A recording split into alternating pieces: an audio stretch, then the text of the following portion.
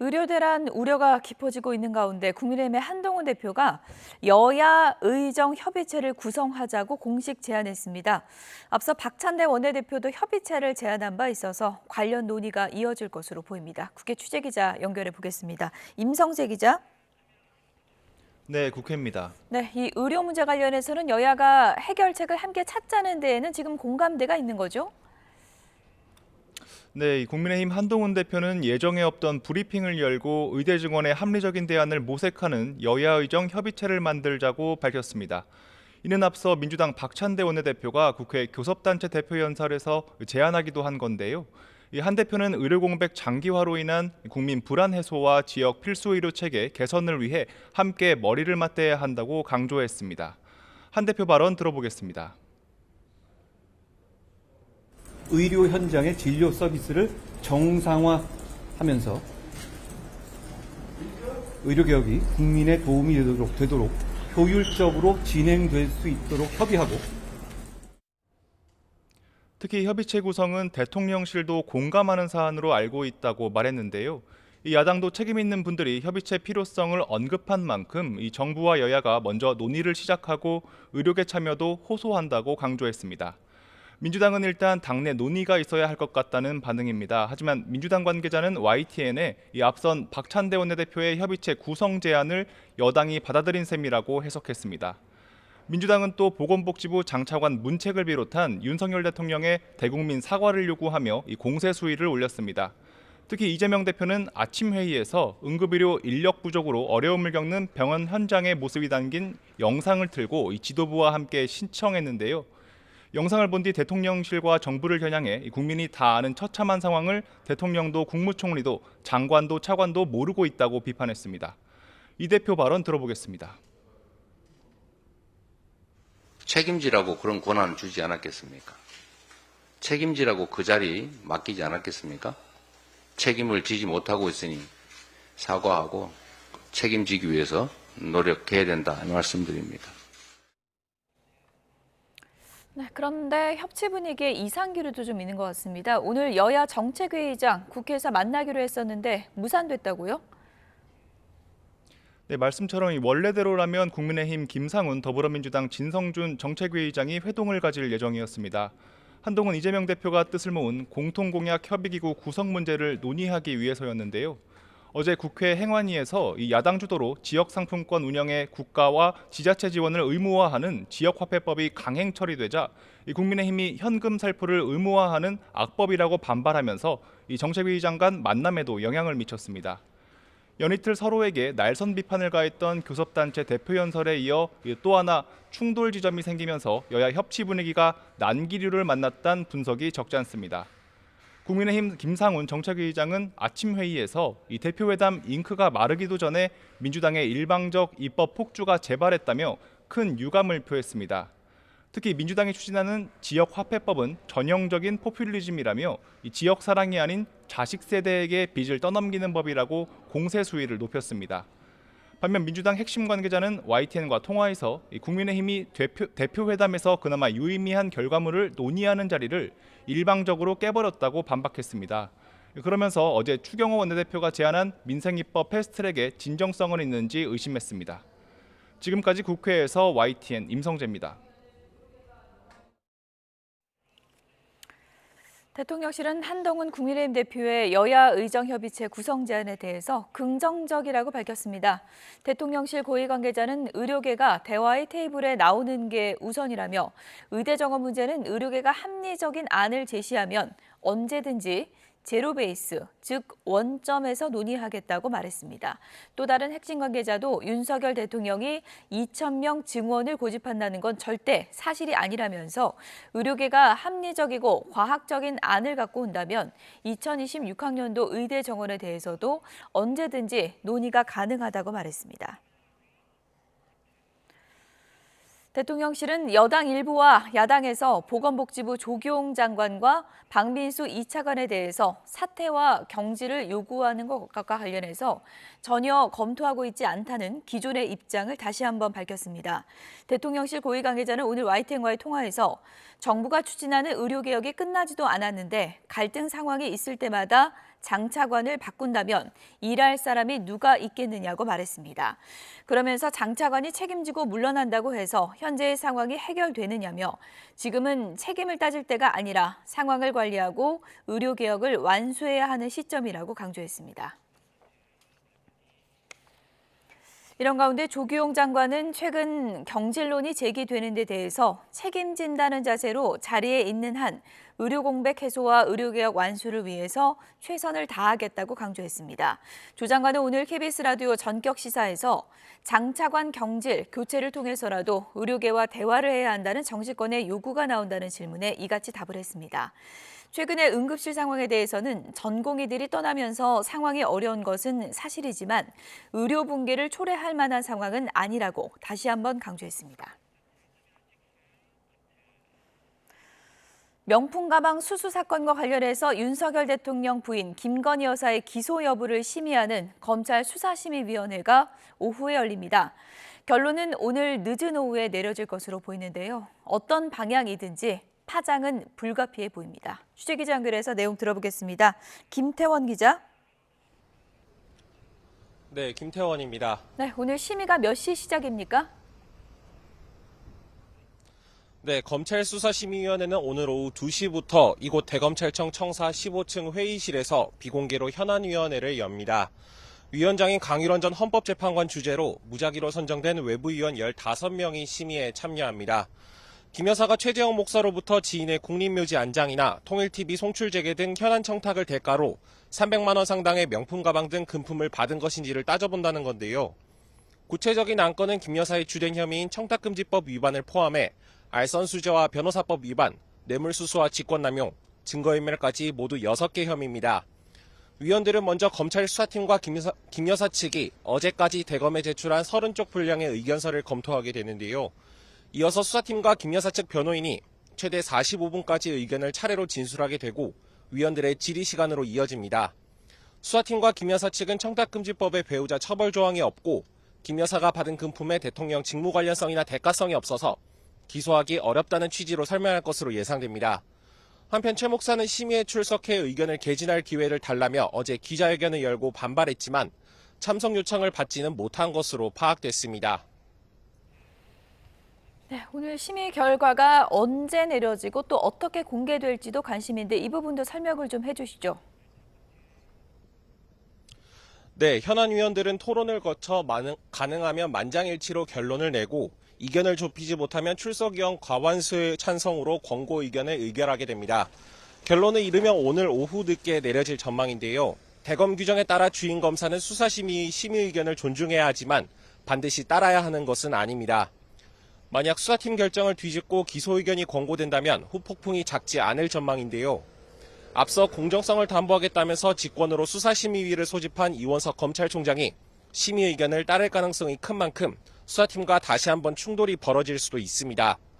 반대로 불기소 의견이 권고되더라도 공여자인 최 목사를 이번 심의에서 배제한 채 무혐의 측 입장만 듣고 결론을 낸 모양새라 김 여사에게 면죄부를 주기 위한 요식행위였다는 비판이 나올 수도 있겠습니다. 지금까지 대검찰청에서 YTN 김태원입니다. 오늘 아침 7시 10분쯤 의정부 경전철 전동차가 고장나서 양방향 전 구간 운행이 중단됐습니다. 출근길 시민들이 어려움을 겪었는데요. 복구 작업에도 시간이 좀 걸리고 있습니다. 현장에 취재기자가 나가 있습니다. 배민혁 기자. 네, 경기 의정부시 발곡역에 나와 있습니다. 네, 아직도 운행 안 하는 건가요? 네, 아직 복구 작업이 완료되지 않아 전동차 운행은 중단된 상태입니다. 평소라면 승객들이 드나들어야 할 개찰구지만 운행이 재개될 때까지 역사도 폐쇄됐습니다. 오늘 아침 7시 7분쯤 의정부 경전철 운행이 중단됐습니다. 의정부 경전철 첫 역인 발곡역을 출발한 전동차에서 이상이 발견됐기 때문입니다.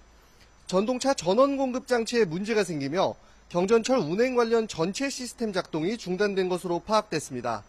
전동차는 20m 정도 이동한 상태였는데 안에 타고 있던 승객 20여 명은 비상 통로를 이용해 역사로 이동했습니다.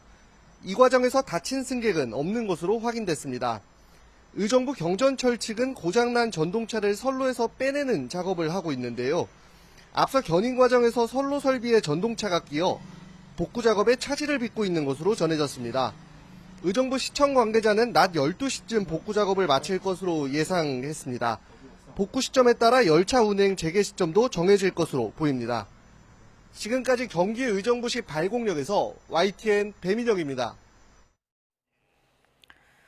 북한이 밤사이 쓰레기 풍선 200여 개를 또 살포했습니다. 합동참모본부는 어젯밤부터 오늘 새벽까지 260여 개 쓰레기 풍선을 띄운 것으로 식별됐다고 밝혔습니다. 이 중에 서울과 경기 지역에 140여 개가 떨어졌고 내용물은 종이류와 플라스틱병 등 쓰레기이며 분석 결과 안전위해 물질은 없었다고 설명했습니다. 북한은 지난 5월 말부터 오물과 쓰레기를 실어 대남 풍선을 부양해왔으며 이번까지 포함해서 올 들어 14번째입니다. 북한이 날려보낸 쓰레기 풍선이 수도권 곳곳에 떨어져 있다는 신고가 이어졌습니다. 또 경부고속도로에서는 화물차 교통사고가 잇따라 1명이 숨지고 4명이 다쳤습니다. 윤웅성 기자입니다.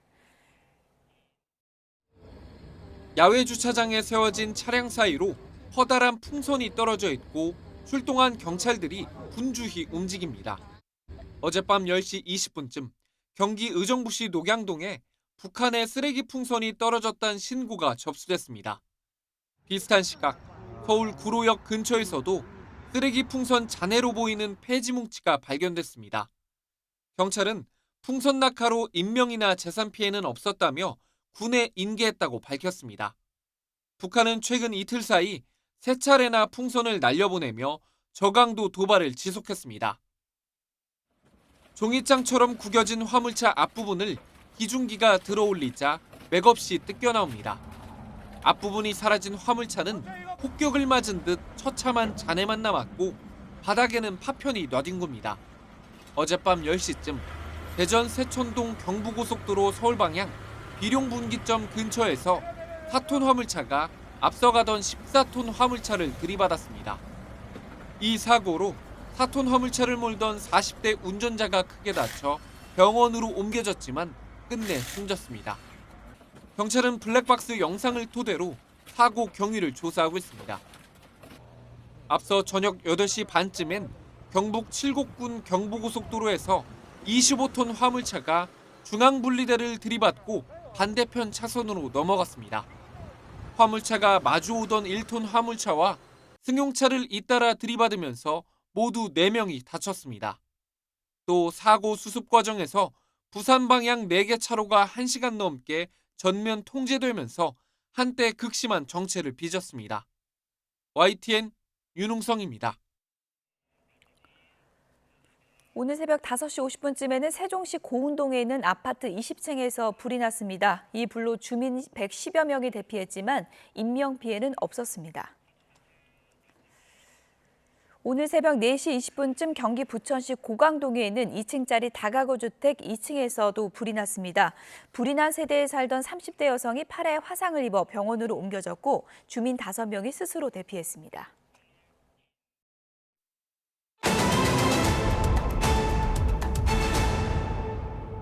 팔레스타인과 홈 경기를 득점 없이 무승부로 마친 뒤 축구대표팀 캡틴 손흥민은 남은 경기를 잘 준비하겠다고 전열을 가다듬었습니다. 풀타임을 소화한 이강인은 팬들의 야유가 안타깝다며 홍명보 감독에게 신뢰를 보냈습니다. 직접 들어보겠습니다. 당연히 괴롭지만 절대 실망감을 가져선 안 될 것 같습니다. 이제 한 경기 치렀고 저한테는 9경기 동안 매 경기 최고의 경기를 펼칠 수 있는 기회들이 남아있기 때문에 그 경기들을 잘 준비해야 될 것 같습니다. 응원보다 일단 야유로 시작을 해서 매우 안타깝게 생각을 하고 저희 선수들은 100% 감독님을 믿고 감독님을 따라야 되고 충분히 감독님이 저희를 꼭 이기고 좋은 축구를 할 수 있게 만들어 주실 거라고 믿고 있고 저희는 100% 따를 거고. 국제교역의 최종 성적표인 경상수지가 석 달째 흑자를 이어갔습니다. 반도체 수출 호조세가 계속된 결과인데요. 다만 한국은행은 수입액 증가세로 하반기 흑자폭이 줄어들 것으로 내다봤습니다. 자세한 내용 취재기자 연결해서 알아보겠습니다. 황보혜경 기자. 네, 황보혜경입니다. 네, 경상수지가 이번에도 흑자를 기록했다고요? 네, 한국은행이 오늘 7월 경상수지를 발표했습니다. 91억 3천만 달러 흑자입니다. 같은 달 기준으로 보면 지난 2015년 7월 93억 7천만 달러를 기록한 이후 가장 큰 흑자 규모입니다. 다만 직전 달인 6월보다는 흑자 폭이 34억 달러 넘게 줄었습니다. 네, 이제 6월보다는 다소 줄어든 건데 구체적으로 전해주시죠. 우선 경상수지에서 가장 큰 비중을 차지하는 상품 수지부터 보겠습니다. 7월은 상품 수출액이 수입액보다 많아 84억 9천만 달러 흑자지만 6월보다는 흑자 폭이 32억 5천만 달러나 줄었습니다. 반도체를 중심으로 수출이 10개월째 흑자긴 했지만 6월과 비교하면 규모가 3억 6천만 달러 줄었습니다. 여기에 수입액은 29억 달러 가까이 늘었습니다.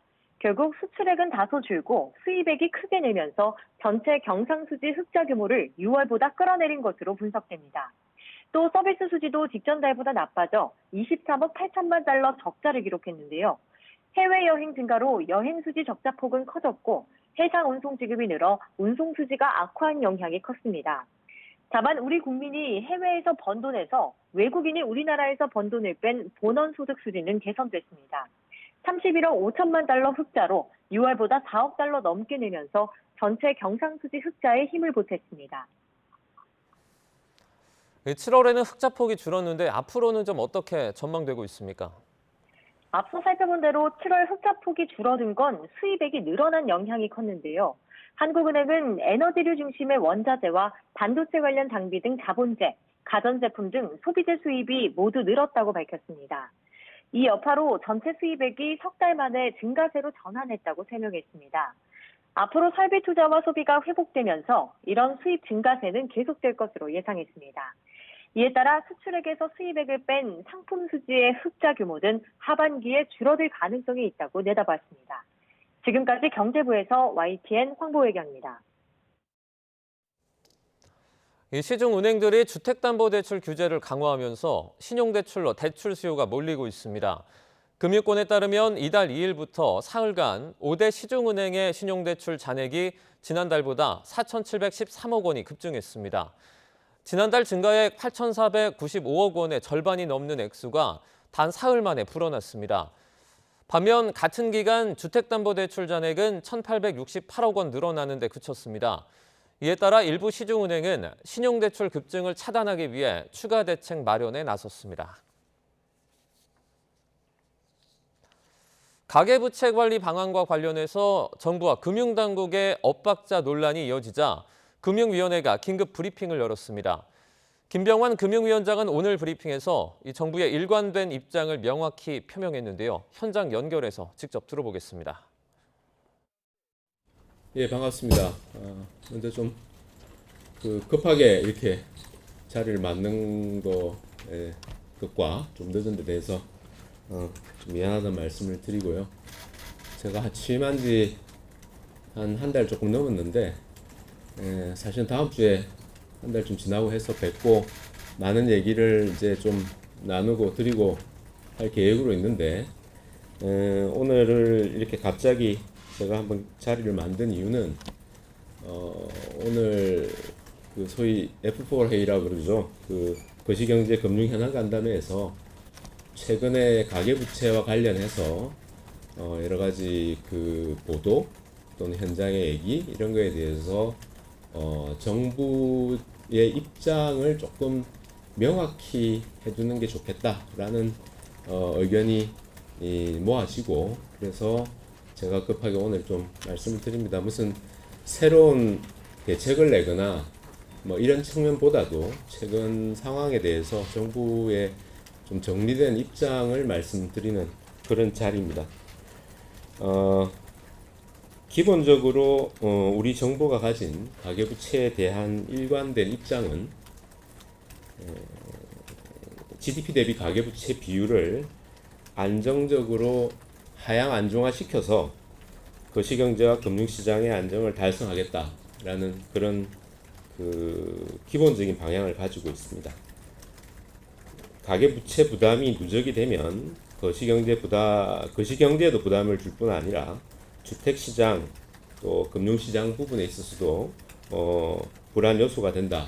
그런 악순환을 유발하지 않도록 가계부채를 철저히 관리해 나가겠다, 이런 입장을 가져왔습니다. 그 결과 우리 정부 출범 이후에 가계부채 비율이 점진적으로 하향 안정화되어 왔고, 이거는 최근 수십 년간에 있어가지고 이 가계부채, GDP 대비 가계부채 비율이 이렇게 낮아진 기간이 없었습니다. 그래서 어느 정도 그러니까 기준금리 올린 영향도 굉장히 컸습니다만, 이 리스크 부분은 좀 안정되는 성과를 보였다, 이렇게 생각을 하고 있습니다. 그러나 최근 들어서 주택시장의 수도권 중심으로 가격이 좀 오르면서 가계대출이 빠르게 증가하고 있습니다. 그래서 다시 한번 긴장감을 가지고 이 가계대출에 대한 고삐를 잡아 나가야 되겠다라는 생각에서 9월부터 2단계 DSR을 시행하면서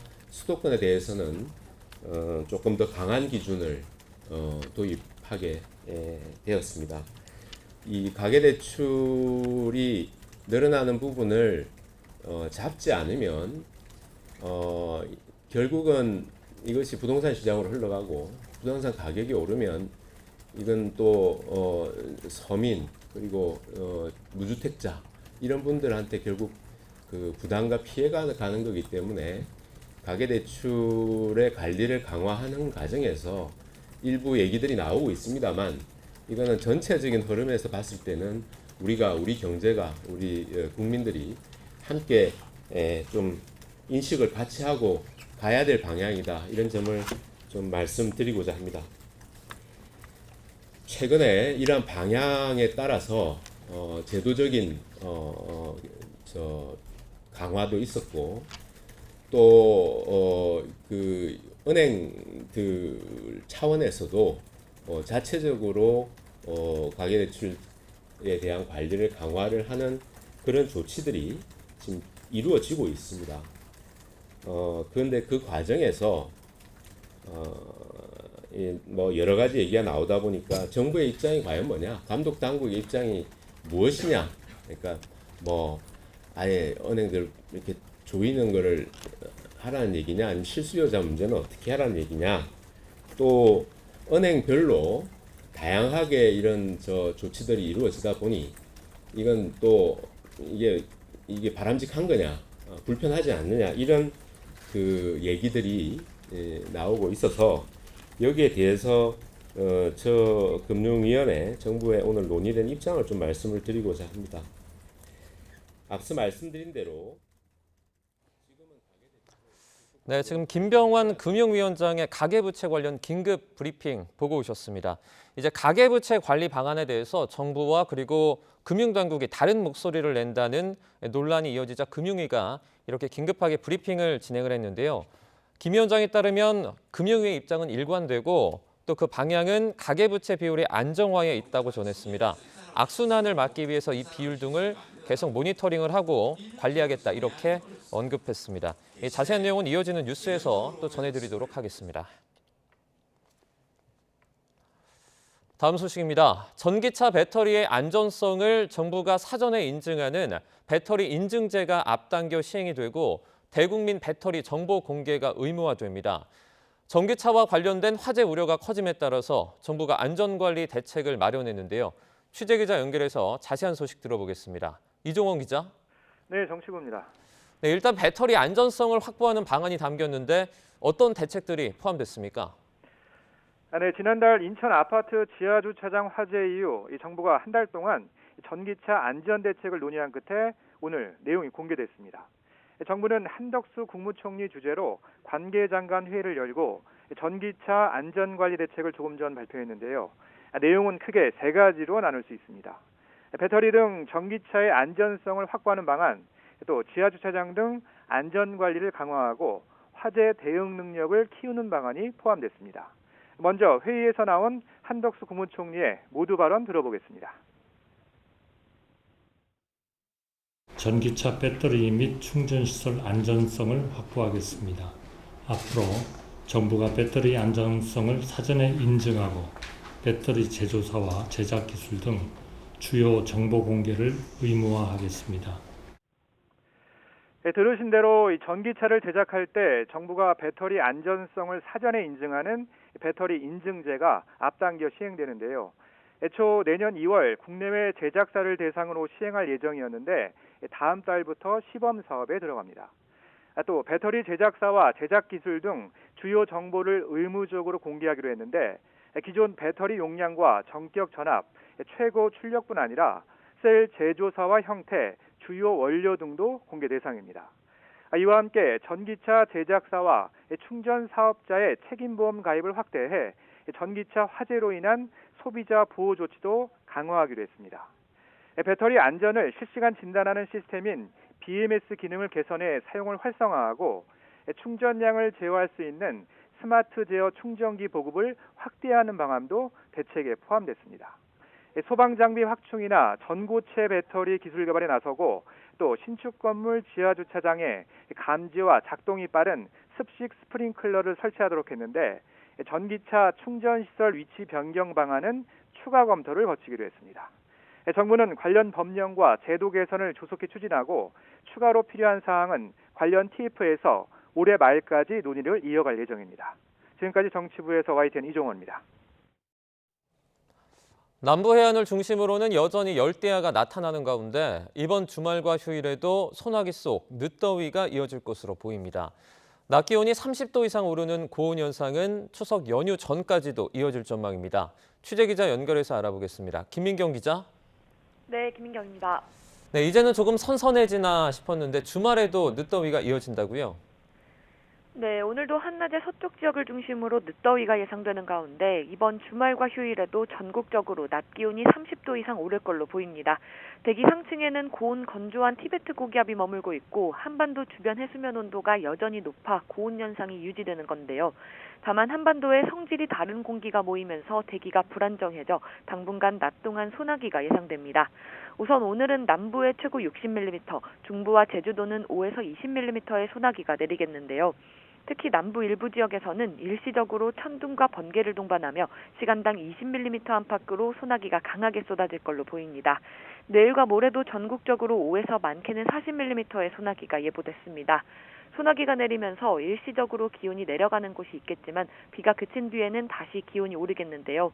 하지만 가을로 접어들면서 대기가 점점 건조해져 아침 저녁으로는 기온이 크게 떨어지겠습니다. 추석을 앞두고 있어서 더위가 언제쯤 꺾일지에 대한 관심이 커지고 있었는데요. 한낮의 고온 현상은 언제까지 이어집니까? 네, 우선 기상청은 다음 주 중반까지는 30도 안팎의 더위가 이어질 걸로 전망했습니다. 이후 점차 기온이 낮아질 가능성은 있지만 해수면 온도와 태풍 등 더위에 영향을 미치는 변수가 많은데요. 우리나라에 직접적인 피해는 없지만 11호, 12호 태풍의 영향으로 한반도 주변의 기압 배치가 수시로 바뀌는 데다 남쪽 먼 해상인 타이완과 필리핀 부근 해수면 온도가 30도 안팎으로 높아 태풍이 연이어 발생할 가능성이 무척 크기 때문인데요. 기상청은 다음 주 목요일인 12일에 브리핑을 통해 추석 연휴 기상 전망에 대해 자세히 설명할 계획이라고 밝혔습니다. 지금까지 과학기상부에서 YTN 김민경입니다.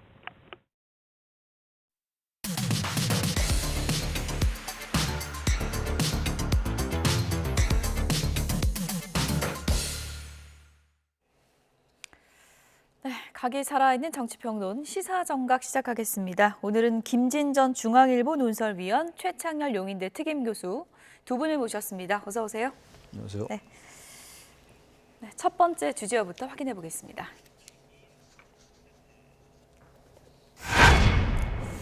여야 의정 협의체를 구성해보자. 한동훈 대표가 오늘 오전에 이런 제안을 했습니다. 그러니까 지금 의정 갈등이 풀리질 않으니까 머리를 다 같이 맞대보자. 이 얘기인데요. 얘기 들어보시죠. 국민의힘은 의료 공백 상황에 대한 국민 불안을 해소하고 지역 필수 의료 체계를 개선하기 위한 여야 의정 협의체를 구성, 운영하자는 제안을 드립니다. 의대 정원 문제로 장기간 의료 공백 상황이 발생하면서 국민들의 불편이 가중되고 있고 응급의료 체계에 대한 국민들의 불안이 큽니다. 이에 여야의 정이 함께 머리를 맞대고 의료 현장의 진료 서비스를 정상화하면서 의료개혁이 국민의 도움이 되도록 효율적으로 진행될 수 있도록 협의하고 의대 정원 증원의 합리적 대안을 모색하는 협의체를 구성해서 운영하자는 겁니다. 그 과정에서 국민들과 의료 현장의 의견도 충분히 들어야 합니다. 앞으로 이 여야 의정 협의체가 국민들의 불안감을 해소하면서 대한민국의 지역 필수 의료 체계가 개선되는 데 기여할 수 있기를 기대합니다. 더 이상 갈등은 안 된다. 협의체 만들자. 한 대표 제안에 대해서 대통령실이 즉각 화답했습니다. 이런 입장을 밝혔는데요. 그동안 의료계가 대화에 응하지를 않고 있었는데 의료계와 정부, 야당도 참여해서 제대로 논의한다면 이 한동훈 대표 제안 우리는 환영한다. 이런 입장을 밝혔고요. 이 논의에서는 제로 베이스에서 모든 검토가 이루어질 수 있다. 이런 입장을 밝혔습니다. 대통령실이 그동안 키를 잡고 정책을 정해서 가고 있었는데 이제는 우리도 머리를 좀 맞대야 된다고 생각한다라고 이제 입장을 밝힌 건데 그만큼 현재 상황이 좀 녹록지 않다 이렇게 판단을 한 거겠죠? 그 대통령실의 상당한 입장 변화다라고 얘기를 될 것 같아요. 의대 증원 문제는 마무리됐다라는 게 대통령의 공식 입장이었잖아요. 며칠 전에 국정브리핑 기자회견에서 나왔던 얘기였고 그리고 최근에 그 한동훈 대표가 얘기했던 2026년도 증원은 조금 유예하자 이런 얘기 했었는데 그것도 이제 대통령실이 사실상 거절했었단 말이죠. 그러니까 지금 이제 오늘을 기점으로 해가지고 완전히 확연하게 대통령실의 태도가 바뀐 거라고 봐야 될 것 같아요. 여야 의정협의체에 대해서 대통령실에서 거부할 명분은 별로 없다 하더라도 기존 같으면은 그러나 의대 증원 문제는 역시 요지부동이다 이런 식의 이제 멘트가 나올 것 같은데 그렇지 않단 말이에요. 어쨌든 간에 제로 베이스에서 의료계가 화답한다면 우리가 할 수 있다라고 얘기했기 때문에 일단 실마리는 이제 풀릴 수 있다고 보는데 문제는 의료계가 어떤 입장을 보일까의 문제예요. 사실 기본적으로 정부의 입장은 의료계가 증원 문제에 대해서 신축적으로 대응한다면 논의할 수 있다는 게 보건복지부의 입장이었거든요. 어쨌든 대통령실의 기조가 확실하게 달라졌다. 그렇게 느낍니다. 이렇게 얘기를 해주셨는데 앞서 한동훈 대표가 2026년도 유예안을 꺼내들었을 때 여당 일부에서는 한 대표가 자기 생각을 너무 툭툭 던진다 이런 표현까지 나왔었는데 이번엔 대통령실에서 바로 화답을 했거든요.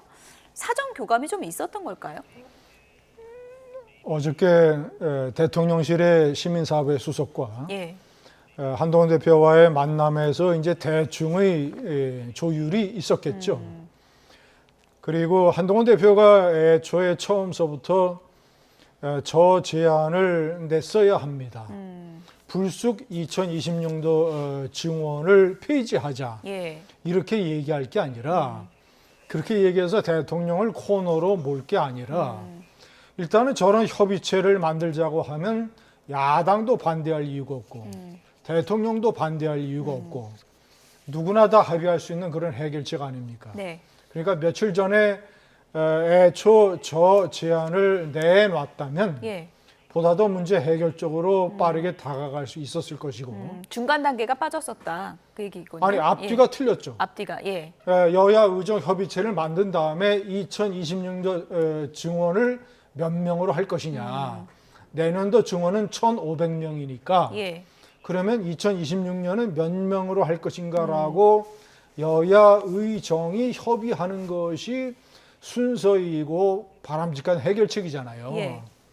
물론 이제 앞으로 어떻게 될지는 모르겠지만 애초에 저걸 내놓고 얘기를 했어야 된다. 2026년도 정원 폐지안은 조금 성급했고 지금 대통령의 입장도 증원 규모를 조정할 수 있다는 것이지 폐지를 하게 되면 일단은 그거 대비해서 막 지방으로 전학도 가고 준비하고 있는 학생들에게 커다란 혼란이 초래되는 거 아닙니까? 한동훈 대표도 폐지를 주장했던 건 아니지 않습니까? 아니 며칠 전에는 폐지를 주장했죠. 유보. 2026년에는 증원하지 말자. 2027년서부터 규모를 논의하자. 아니 2026도 증원 유보를 주장했지 않습니까? 예, 유보죠. 그러니까 아예 폐지 백지화는 아니고 아니, 원점에서 논의할 수 있다는 거니까요. 2026년에는 폐지, 증원 폐지. 이것을 한동훈 대표가 주장을 했었죠. 그런데 이제 이 윤석열 대통령의 입장은 2026년도 증원 규모를 합리적인 대안을 가지고 오면 조정할 수 있다. 이런 입장이죠. 예. 어쨌든 오늘 추경호 원내대표가 의료개혁 원점에서 논의할 수 있다. 이렇게까지 이제 입장을 밝혔거든요. 어쨌든 대통령실의 이제 기조가 상당히 달라졌고, 그리고 친윤계로 분류되는 추경호 원내대표도 기존 입장을 거의 이제 바꿨다고도 할 수 있는데, 그렇죠. 이런 변화의 분기점은 어떤 거라고 보세요? 지금 의료 개혁이라는 게 여러 가지가 있잖아요. 예. 수가 조정 문제도 있고 또 의대 증원 문제도 있고 한두 가지가 아닌 건데 지금 몇 개월 동안 계속 이 얘기의 핵심이 의대 증원을 매년 2,000명씩 늘려서 10,000명으로 늘린다. 여기 너무 초점이 거의 고정돼 왔어요. 예. 고정돼 오고 지난 4월 1일 날 대통령 꽤 됐습니다만 선거 기간 때 그때였는데 그때도 윤석열 대통령의 발언이 담화가 말이죠. 4월 1일 날 2,000명 5년씩 늘려서 10,000명 이거는 이제 움직일 수 없다라는 식의 이제 메시지를 냈단 말이에요. 그리고 난 다음에 계속 어쨌든 이 의사단체들은 2,000명 늘리는 거, 10,000명 늘리는 거에 대한 굉장한 거부감을 가져왔어요. 그런데 계속 이런 식으로 가니까 도저히 이제 안 되겠다고 판단한 겁니다. 그리고 이제는 늦었지만 다행이에요. 그래서 이제 일단 원점에서 검토할 수 있다. 추경호 원내대표도 한동훈 대표가 제안했던 2026년도 의대 증원 유예 문제, 이 문제에 대해서 대단히 비판적이었잖아요. 친윤은 물론이고. 어떤 인사는 뭐 툭툭 얘기 던지면 안 된다. 뭐 이런 얘기도 하고 그랬어요. 그게 불과 며칠 전 얘기였는데 그거에 비하면 아주 상당히 진전된 거예요. 이게 원래 진짜 이런 입장이 나와야 되는 거예요. 의대 증원 문제에 대해서는 보건복지부도 마찬가지 입장이긴 했어요, 사실은. 근데 너무 대통령실이 완고하고 강고하게 의대 증원 2025년도는 이미 결정됐고 뭐 변할 수가 없는 것이고 2026년도도 바뀔 수 없다라는 입장을 강고하게 유지하다 보니까 지금 응급실 문제가 더 뭐 부각되고 이랬잖아요. 응급실 현장 문제도 그렇고 말이죠. 그러다 보니까 이게 워낙 여론이 악화되고 또 응급실 현장을 가보라고 대통령께서 말씀하셨는데 응급실 현장의 내용하고 너무 다른 인식을 보였단 말이에요. 그러다 보니까 여기에 대한 비판이 많이 대두되다 보니까 친윤도 그렇고 대통령실도 그렇고 원내대표도 입장을 바꾼 게 아니냐라고 생각합니다. 어쨌든 뭐 간략하게요. 모양새상으로만 지금 봤을 때는 한동훈 대표 안을 대통령실이 초반에는 좀 거절하는 모양새였지만 거절했죠. 결국은 좀 받아주는 이런 모양새가 된 겁니까? 거절했다가 받은 겁니다. 간단하게 말해서 약간 가지다 친다면 그렇게 봐야 될 것 같아요. 그렇게 생각합니다. 대통령실도 이게 처음에는 이제 완곡하게 이제 거절하는 입장이었기 때문에 이것을 시민사회 수석과 대표가 만나서 얘기를 한다고 해도 이제 바로 하루 만에 수용하는 입장을 이렇게 취하는 것도 좀 어려운 결정이었을 것 같은데 한동훈 대표가 좀 어떻게 설득했다고 보십니까? 아니 한동훈 대표의 안을 처음에 거절했다가 대통령이 입장을 바꾼 게 아니라 한동훈 대표가 처음에는 A를 제안을 했다가 지금 B로 바꿨잖아요. 한동훈 대표의 원래 제안은 저런 여야 의정 협의체 얘기가 아니라 2025년 내년에는 1,500명 증원 그건 확정됐으니까 2026년에는 제로 증원하지 말자라고 유보를 제안했잖아요. 그러니까 한동훈 대표의 안이 바뀐 겁니다. 그 안에 대해서는 대통령이 분명히 얘기했잖아요. 현재 그렇게 되면 그것을 준비하는 현장의 혼란이 가중되기 때문에 2026년에 증원을 제로로 하는 것은 안 된다라고 대통령이 얘기를 했지 않습니까? 그런데 대통령과 정부의 입장은 의료계와 대화 창구가 열려 있고 협의체가 있다. 그런데 의료계가 그거를 거부해 왔잖아요. 불참했지 않습니까?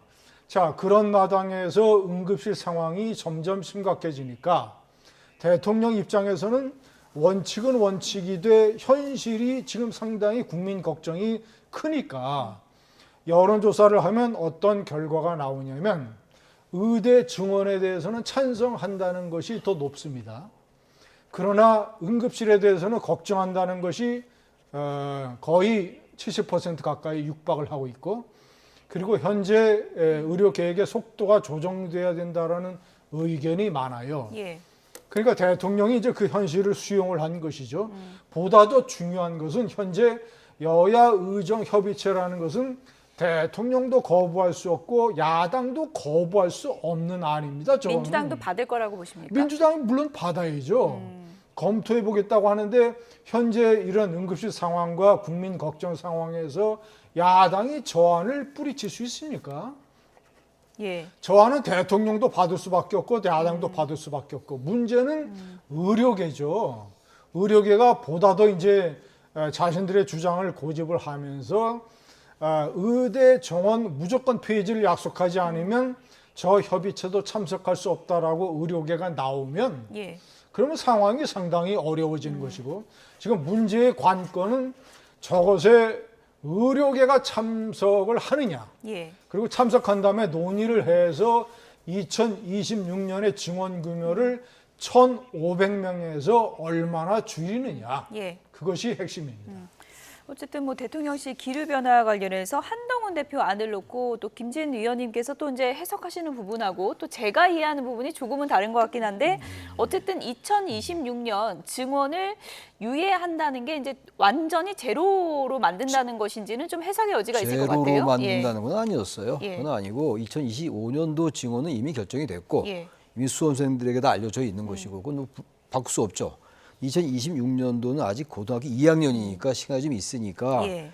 이 부분을 2,000명을 일단 못 박지 말자. 조금 신축적으로 논의해보자. 그게 이른바 유예였어요. 그 의대 2026학년도 의대 정원의 증원 유예. 예. 이렇게 이제 정리될 수 있는 거죠. 예. 근데 거기에 대해서 추경호 원내대표는 논의된 바 없다. 이렇게 얘기를 했었단 말이에요. 그건 사실상 거부였어요. 예. 아니 그러니까 네. 2026년도에 증원을 유예하자. 2026년에는 증원하지 말자는 게 한동훈 대표의 제안이었어요. 유예라는 게 한 명도 늘리지 말자라는 한 명도 늘리지 말자라는 게 한동훈 대표의 제안이었다니까. 저 해석이 좀 다른데. 해석의 문제가 아니라 이거는 팩트의 문제라니까. 증원을 유예하자는 얘기는 일단 좀 논의해보자. 꼭 2,000명이 아니더라도 다시 제로 베이스에서 논의해보자 그런 식이라고 저는 해석을 했는데 어쨌든 뭐 유예라는 단어 안에 어떤 생각을 구체적으로 한동훈 대표가 속내로 갖고 있었는지는 뭐 해석의 여지는 좀 있을 것 같습니다. 추경호 원내대표가 이제 원점에서 논의할 수 있다가 바로 이거였어요. 한동훈 대표가 어쨌든 오늘 제안했던 아침에 이제 대통령실의 기류가 좀 변화가 됐고요. 지금 의료 문제가 길어지다 보니까 책임자를 또 문책하는 문제를 놓고 정치권에서 이런저런 얘기들이 나오고 있습니다. 이재명 대표가 오늘 오전에 어떤 얘기를 했는지 들어보시죠. 정말로 걱정입니다.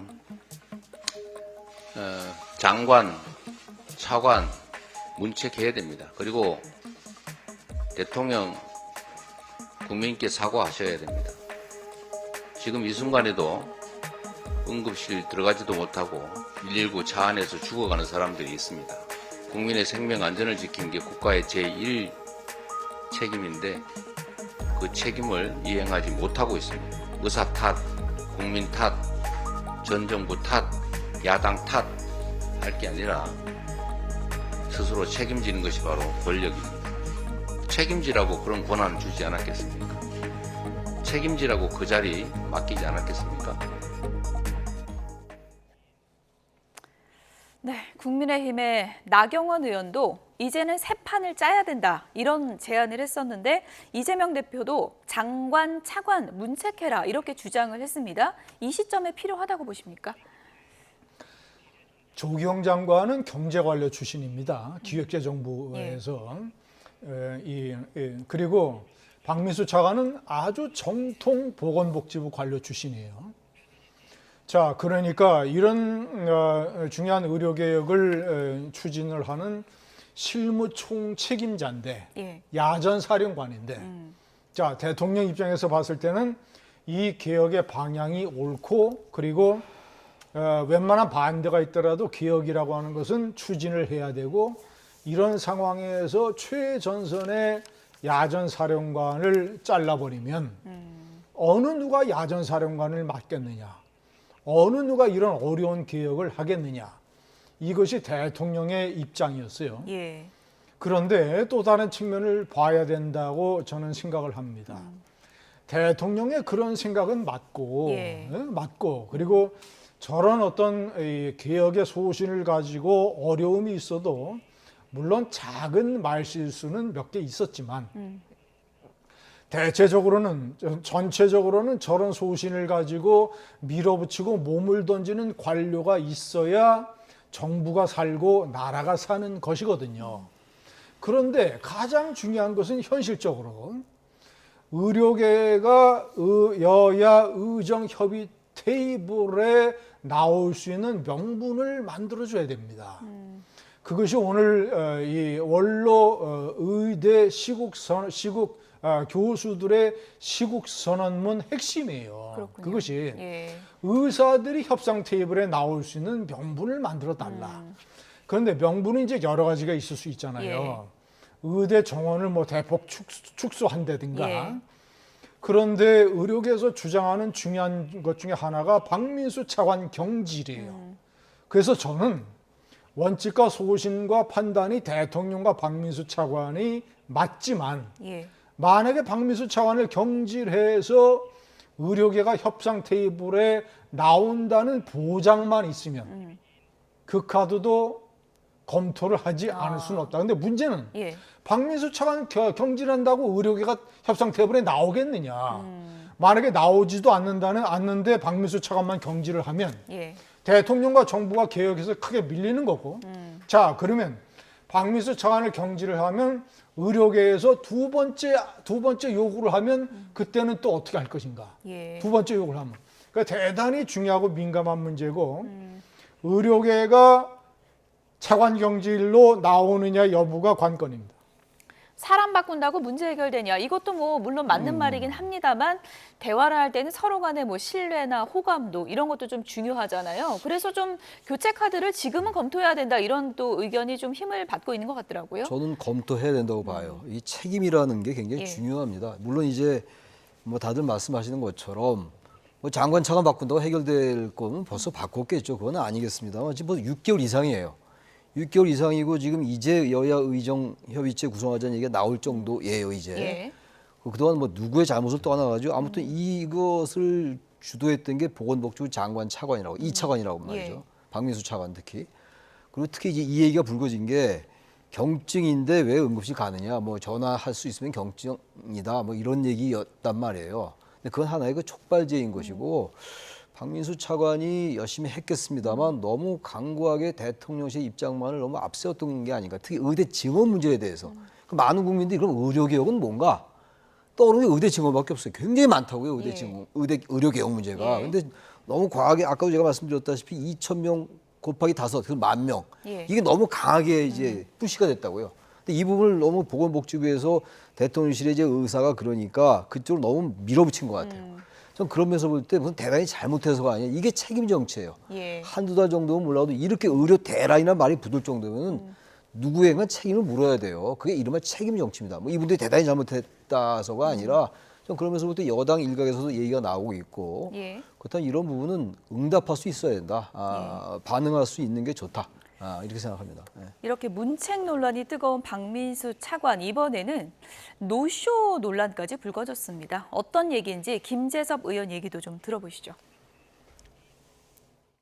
하다 제가 여당 의원을 대상으로 한 노쇼는 처음 본 것 같습니다. 화가 나는 포인트는 뭐냐면 그냥 바쁘면 못 올 수 있죠. 저는 싫어도 되는데 여당 구성원이고 여당 의원이고 의료개혁에 힘을 보태고자 하는 사람조차 설득할 용기가 없고 직면할 용기가 없는 사람이 무슨 국민을 설득합니까? 저는 거기에 대해서 우리 정부의 태도가 그 대통령실의 태도가 박민수 차관이라는 인물을 통해서 그냥 단적으로 드러났다고 생각합니다. 경질해야 된다고 봅니다.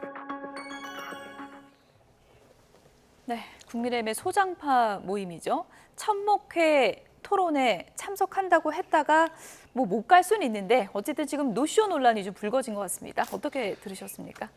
지금처럼 굉장히 중대한 상황에서 여당의 초선 의원이 일부 작은 모임에 어떤 이 관계되는 이 관계자가 저 정도의 문제를 가지고 대통령실과 정부를 저렇게 비판하고 나서고 저게 제가 비판하는 현재 국민의힘의 분위기자 수준입니다. 근데 박민수 차관이 지금 얼마나 중요한 인물입니까? 중앙재난대책본부의 실무 책임자예요. 예. 그 사람이 가서 발제 토론을 하겠다라고 약속을 했다가 중요한 상황이 생겨서 빠질 수도 있고 아니면 박민수 차관이 무슨 얘기만 하면 여야에서 이것을 논란을 가지고 또 본인의 경질론이 지금 대두되는 상황이니까 실무 차관이 참석하기로 했다가 불참할 수도 있죠. 그것이 무슨 뭐 여야의 당정회의도 아니고 아니면 국민의힘의 의원총회도 아니고 예? 뭐 소장파 현역 의원 몇 명, 원외 당위원장 몇 명의 모임에 차관이 그렇게 중요한 차관이 사정이 생기고 전체적인 어떤 판단으로 불참을 했다고 해서 공개적으로 나서가지고 저렇게 무슨 저 대통령실과 예? 무슨 뭐 차관을 공격을 하고 저러니까 아주 무책임하고 여당은 저러니까 봉숭아 학당인 거예요. 예? 아니 무슨 뭐 얼마나 무슨 잘못을 했습니까? 예? 저걸 가지고 하여튼 대단히 잘못된 김재섭 의원의 발언이다. 네. 그래서 정당이라는 게 여당이라는 게 말이죠. 기본적으로 당정 관계를 얘기를 많이 했잖아요. 요즘은 이제 그런 말이 좀 수그러들었는데 워낙 의료 대란이 이제 예. 심각하니까 당정 관계가 너무 수직적이다. 너무 정당이 여당이 대통령실에 너무 종속적이지 않냐는 비판과 지적이 일반적이었어요. 예. 그래서 뭔가 당정 관계를 바꿔야 된다라는 그 지적이 일리가 있었고, 그러니까 지금 여러 가지 문제가 생기는 게 현실이잖아요. 그럼 당에서 저 정도 비판을 할 수 있어야 정당이죠. 저 비판도 못하고 그냥 대통령실 눈치만 본다? 그건 정당이 아닌 거죠. 김재섭 의원이 저런 얘기 할 수 있는 거죠. 국회의원으로서 말이죠. 그리고 왜 차관이 안 옵니까? 온다고 해서 와야지. 딴 문제도 아니고 이렇게 중요한 문제에 대해서.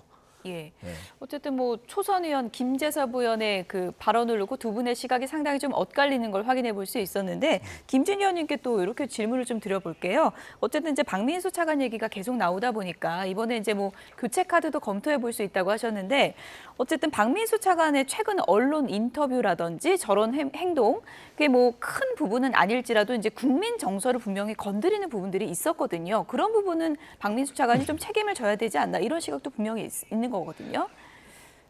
저 일부 의원 원외위원장들의 모임에 사정이 생겨서 불참한 것은 전혀 잘못이 아니고요. 그것을 가지고 저렇게 얘기하는 것 자체가 경박한 것이고 예.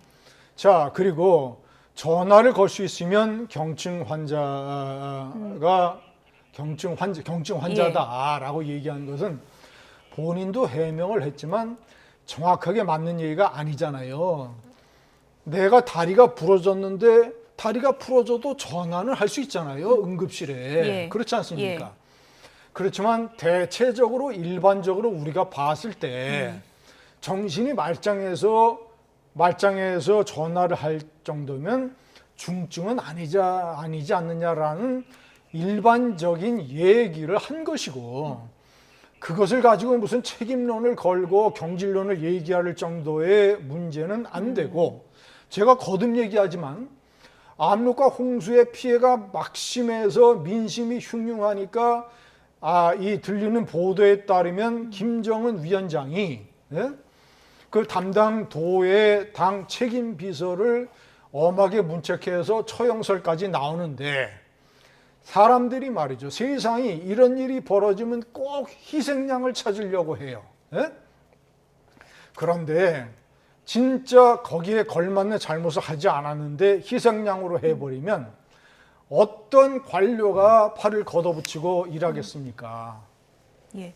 어쨌든 뭐 말씀해 주신 것처럼 이 의정 갈등에서 책임이 막중한 자리이기 때문에 뭐 여론의 도마에는 계속 오를 수밖에 없는 거고 또 이번에 이제 협의체 마련되면서는 이제 거치 문제가 분명히 더 불거질 수밖에 없기 때문에 본인의 또 입장 표명도 있어야 될 것 같고요. 그러니까 저런 정도 얘기가 나오면 문제가 있으니까 나오는 거예요, 얘기가. 그렇다면 물론 이제 박민수 차관으로서는 열심히 일했는데 이게 희생양 아니냐라는 그 볼멘 소리가 나올 수 있지만 책임지는 게 바로 저런 자리예요. 그렇고 아까 발언에 대해서 말이죠. 그 자체의 발언은 그게 틀린 말이 아닐 수 있을지 모르겠으나 현재 의정 갈등과 의료 대란을 보는 관점이 잘못됐다는 것을 아주 상징적으로 보여주는 거거든요. 그 말 자체가. 지금 그런 말 때문에 문제가 되는 게 아니잖아요. 지금.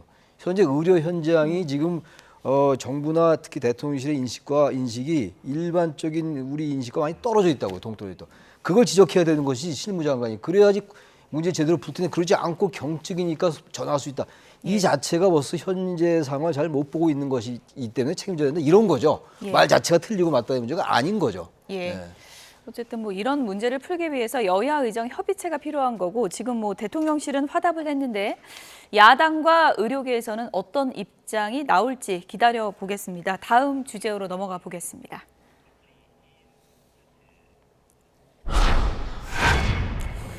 김재원 최고위원 퇴짜 맞은 걸까요?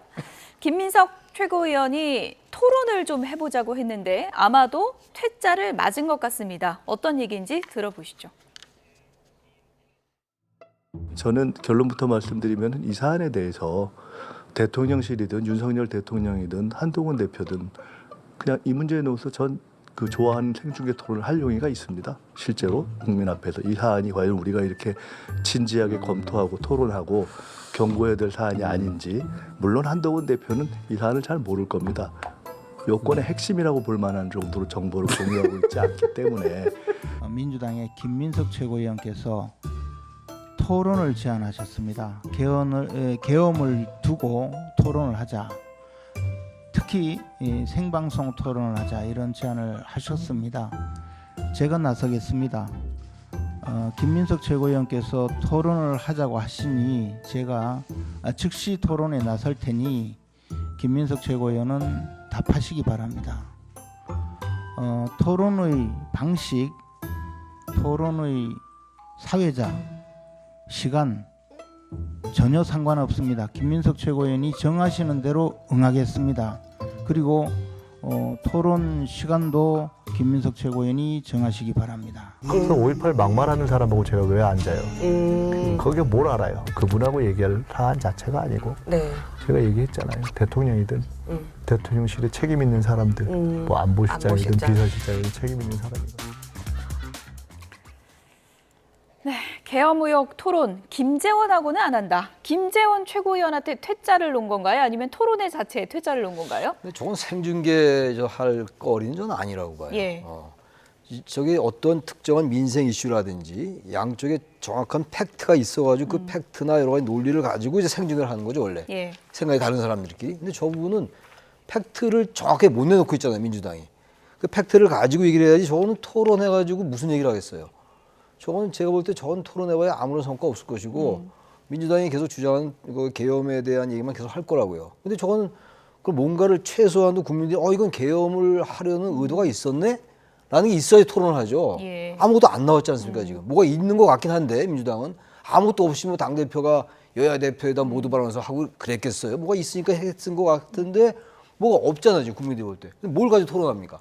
그래서 저건 이제 생중계할 건 아니라고 봐요. 저건 뭐 김재원 최고가 아니라 하더라도 누가 하고 토론합니까 저건? 진짜 누가 하자고 나올지 예상을 못했을까요? 글쎄 김재원 최고위원이 하자고 예상 못했을 것 같고 저건 누가 나오더라도 토론할 거리는 아니다라고 저는 봐요. 저건 생중계할 거리도 아니고 일단 중요한 거는 계엄이라는 게 워낙 엄청난 거기 때문에 사실상의 헌정의 중단이에요. 군이 나서 사법권과 행정을 장악하는 것이기 때문에 그럼 분명히 최소한도의 논거를 가지고 얘기를 하기 시작해야죠. 그것도 없이 무조건 계엄할 그 정황이 있다라고 얘기하고 첩보가 있다, 정보가 있다, 제보가 있다 그렇게 하면 안 되죠. 그래가지고 어떻게 무슨 토론하고 생중계를 합니까? 전 민주당이 저 사안에 대해서 접근한 태도가 좀 문제가 있다고 좀 봐요. 어떤 정보가 있는지 모르겠습니다만. 어쨌든 김민석 수석 최고위원이 공개 토론하자고 판을 며칠 동안 이제 키운 건데 지금 얘기 나오는 흐름을 보면은 이재명 대표 발언도 그렇고 조금 민주당이 서서히 발을 빼는 게 아닌가 이런 시각도 있거든요. 저런 주제야말로 제가 판단할 때는 생중계 할 만하죠. 생중계를 또 이 김민석 지안만큼이나 해야 되고. 그런데 문제는 이제 상대인데 김민석 최고위원이 당 최고위원 넘버 서열 1 수석 최고위원이기 때문에 만약에 그 파트너라면 김재원 최고위원이 아니라 장동혁 최고위원이 나가면 됩니다. 수석 최고위원 대 수석 최고위원. 김재원 최고위원은 넘버 2예요. 넘버 2입니까? 아쉽게도. 아쉽게도. 급이 안 맞는 겁니까? 그러니까 그걸로 따지면 급이 안 맞죠. 그러니까 제가 판단하면 결론적으로 김민석 최고가 대통령 또는 대통령 비서실장 또는 한동훈 대표 세 사람을 지목을 했으니까 격이 맞는 정진석 대통령 비서실장이 내가 토론하겠다라고 하면 돼요. 그러면 김민석 수석 최고위원이 발을 뺄 수 있는 핑계거리가 없잖아요. 정진석 대통령 비서실장이 왜 토론에 못 나갑니까?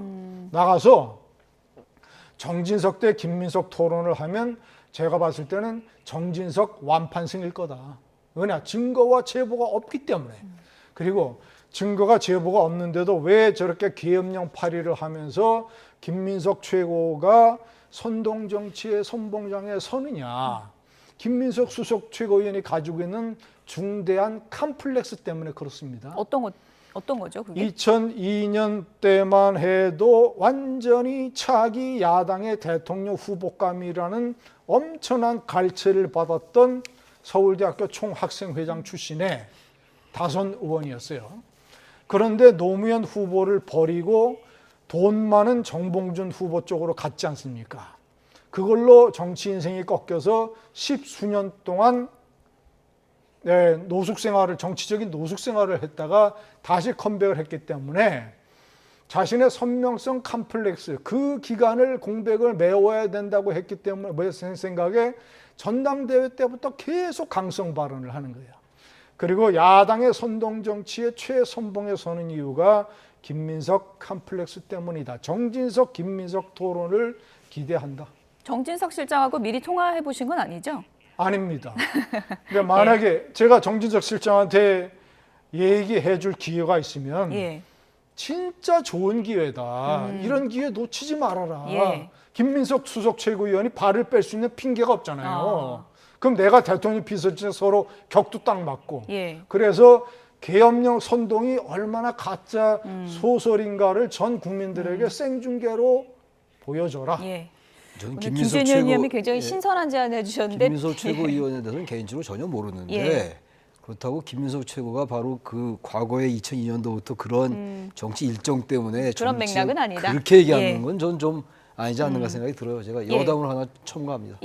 어쨌든 뭐 새로운 제안을 해주셨으니까 정진석 비서실장이 혹시 보고 계시다면 어떤 입장을 밝힐지 그것도 좀 기다려 보도록 하겠고요. 끝으로 이거 좀 여쭤볼게요. 어쨌든 김병주 최고위원은 왜 근거를 안 대냐 그랬더니 밝히면 제보자가 다친다 이렇게 얘기했고요. 김민석 최고위원은 제1야당의 정보력을 우습게 알지 말아라 이렇게 얘기했거든요. 정말 근거를 갖고 있는 걸까요? 제가 아까 말씀드린 것처럼 여야 대표회담에서 사석도 아니고 여야 대표회담에서 제1야당의 대표가 모두 만나서 한 얘기가 이게. 그러니까요. 그리고 그 전에 김병주 의원이 얘기를 했고 김민석 최고가 얘기하고 나서 이제 이재명 대표 얘기했는데 아마 그 내부에서는 첩보가 됐건 정보가 됐건 무슨 제보가 됐건 뭐가 있긴 있는 것 같아요. 아무것도 없이 얘기하지는 않았을 거예요. 그렇다면 정말 말이 안 되는 거죠. 근데 그렇다면은 이게 제가 아까 워낙 이 중차대요. 계엄이라는 거 얼마나 생뚱맞습니까? 지금 1987년도 아니 5.18 때 그때 하고 끝난 거예요. 이거는 80년도, 79년도, 80년도 그때 박정희 대통령 돌아가시고 5.18 때 비상계엄이 확대되고 제주도로 그리고 나서 없었던 거예요. 있어서도 안 되는 거고. 근데 이걸 너무 공공연하게 얘기하고 있잖아요. 야당 대표 얘기하고 있고 최고위원 저 이슈가 없을 줄 알았는데 또 계속되고 있는 거 아니겠어요? 그래서 저건 야당이 뭐가 있는지 모르겠습니다만 좀 밝혀야 될 것 같아요. 그렇지 않고 왜 저렇게 얘기를 합니까? 저거 딴 것도 아니 계엄이라는 게 얼마나 엄청난 건데. 무책임한 면이 좀 있는 것 같아요, 저분 야당이. 밝히면 뭐 제보자가 다친다 그러니까. 그러니까 제보자 밝히지 않고 어떤 얘기할 수 있을 거 아니에요. 정황 같은 거를 우리가 짐작할 수 있는 것도 얘기할 수 있는 거 있을 것 같은데 저렇게 막연하게 우리 뭔가 있다. 우리 우습게 보지 말라 그러면 어떻게 합니까, 우리 국민들은. 자신들 뭐 정보력 자랑하는 겁니까? 그렇게 하면 안 되죠. 전국 마무리하려고 그러는데 조금 흥분하셔가지고. 그 흥분은 아니고. 없는데 뭐 어떻게 무슨 발표를 합니까? 그리고 군 장성들을 보조하는 사병들의 절반이 친민주당입니다. 절반이 친민주당이에요. 진보 좌파 성향 분포를 보면. 그 만약에 계엄에 조그마한 꼬투리라고 있으면 벌써 민주당의 제보가 쏟아졌을 겁니다. 없는데 뭘 발표를 해요? 발표할지도 모르니까 저는 단정적으로 얘기는 하진 않겠습니다. 여기서 줄이겠습니다. 김진전 중앙일보 논설위원, 최창렬 용인대 특임교수 두 분이었습니다. 고맙습니다.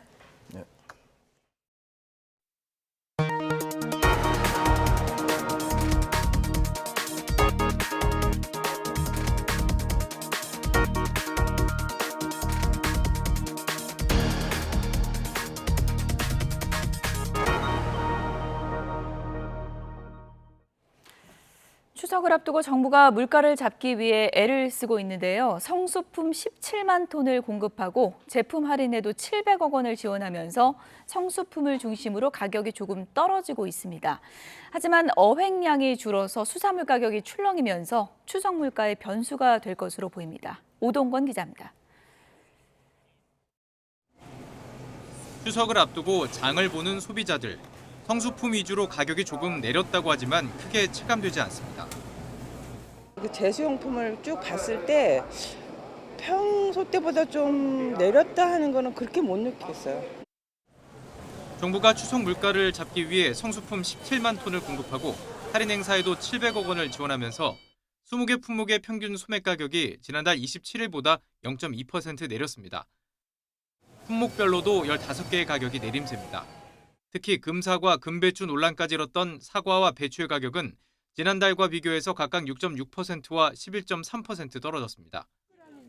추석을 앞두고 한우 소비를 늘리기 위한 행사도 진행 중입니다. 추석 명절 맞아서 우리 한우 농가를 돕는다. 그리고 값싸고 맛있는 한우를, 건강에도 좋은 한우를 많이 소비한다라는 생각으로 우리 한우 많이 드셨으면 하는 바람입니다. 하지만 어획량이 크게 감소하면서 조기와 굴비 같은 이런 수산물의 가격이 출렁이고 있습니다. 냉동조기 한 마리 소매 가격은 어제 기준 1년 전보다 37.2%, 굴비는 무려 71.2%나 올랐습니다. 이상고운의 김 양식에도 차질이 생기면서 연초 장당 100원을 밑돌던 소매 가격이 지난해보다 무려 38%가 올랐습니다. 너무 많이 올랐어요. 좀 괜찮다는 거는 뭐 20만 원 넘어서 그냥 한번 집었다 넣었고 그냥 깜짝 놀랐고 그냥. 해수부는 수산물 가격 안정을 위해 비축수산물 12,000여 톤을 시장에 풀고 있지만 어획량 자체가 크게 줄어든 상황이라 추석 물가에 또 다른 변수가 될 것으로 보입니다. YTN 오동건입니다.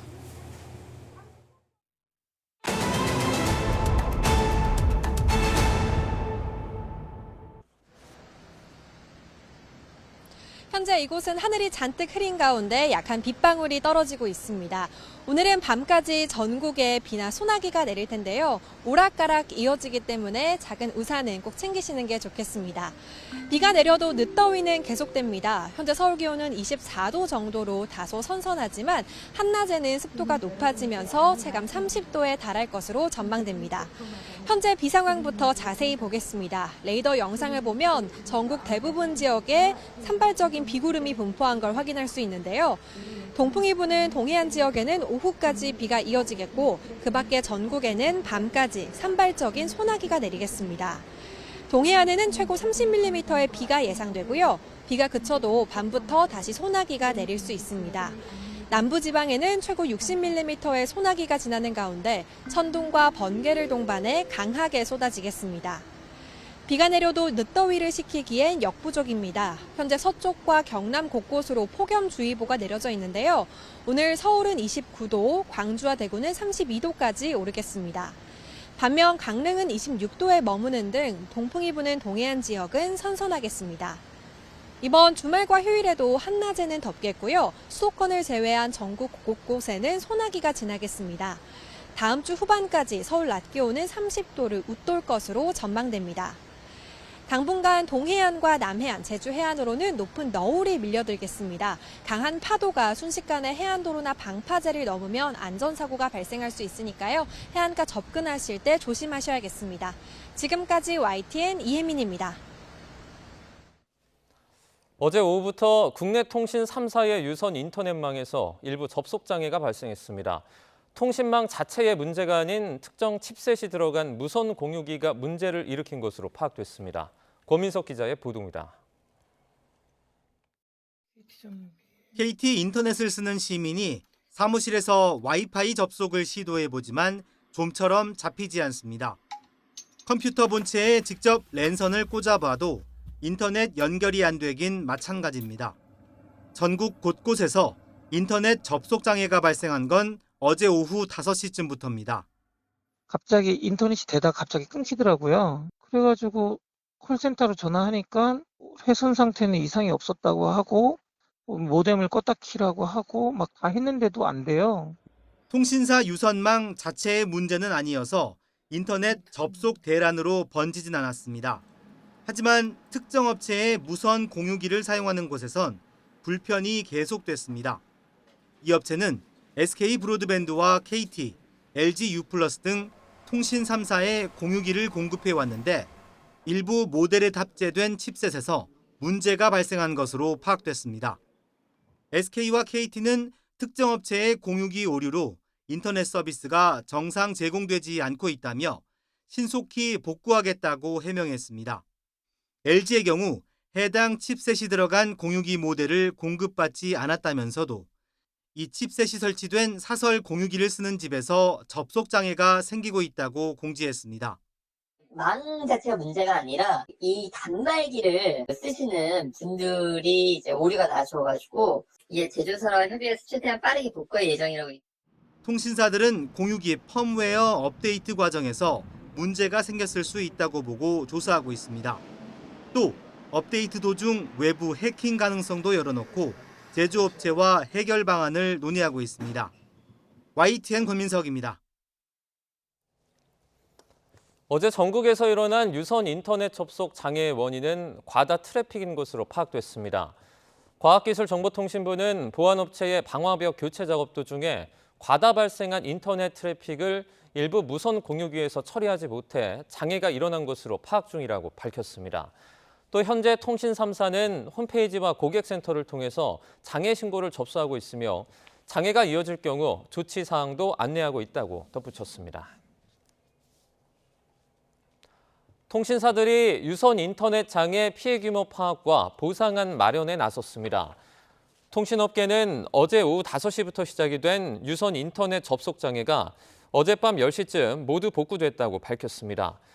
문제가 일어난 공유기를 사용하는 KT와 SK 브로드밴드 측은 장애 원인과 피해 규모를 파악한 뒤 야권에 따라 구체적인 보상안을 마련해 시행할 방침입니다. 이 제품을 쓰지 않는 LG U+는 가입자 가운데 접속 장애를 겪는 경우가 있지만 개인적으로 무선 공유기를 구매해 사용한 사례므로 보상 계획은 없다고 설명했습니다.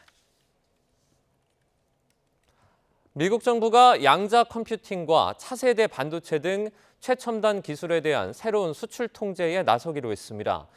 이 과정에서 미국 정부 허가 없이 수출할 수 있는 면제 국가도 지정했는데 우리나라는 빠졌습니다. 엄윤주 기자입니다.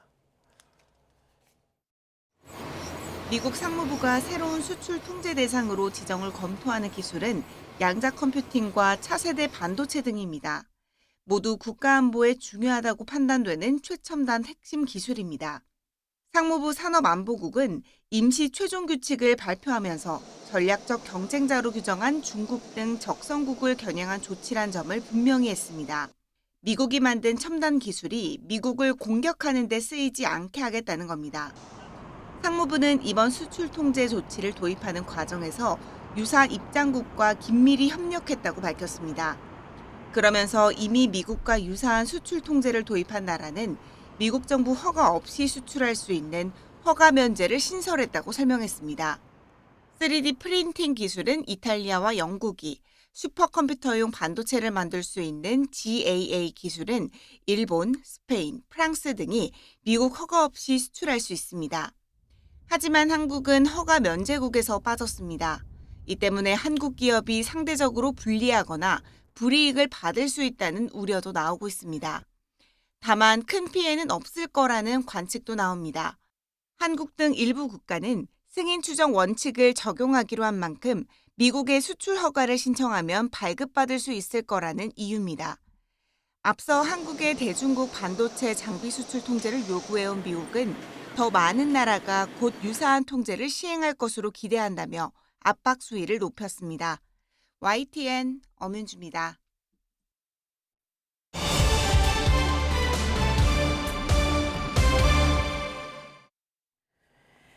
이제 잠시 뒤에 김건희 여사의 명품백 사건에 대한 검찰 수사심의위원회가 열립니다. 사회각계 전문가 15명이 6개 혐의를 심의할 예정인데요.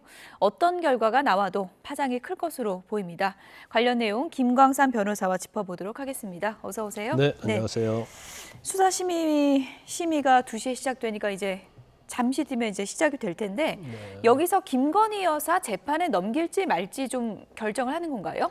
그렇죠. 이제 일단 검찰에서는 김건희 여사 혐의에 대해서 다 불기소 의견이었잖아요. 예. 그래서 이 의견이 맞는지 안 맞는지를 이제 수사심의위원회에서 심의를 하는 겁니다. 그래서 범죄 혐의가 한 6개 정도 되기 때문에 예. 만에 하나 뭐 일부라도 이건 기소가 되는 게 맞다는 의견을 낼 수 있는 거고요. 아니면 검찰이 낸 의견처럼 모두에 대해서 이제 불기소하는 게 맞다 이런 권고를 할 수 있는 거죠. 예. 일단 이건 권고이기 때문에 뭐 오늘 전체적으로 이제 심의를 할 건데 예.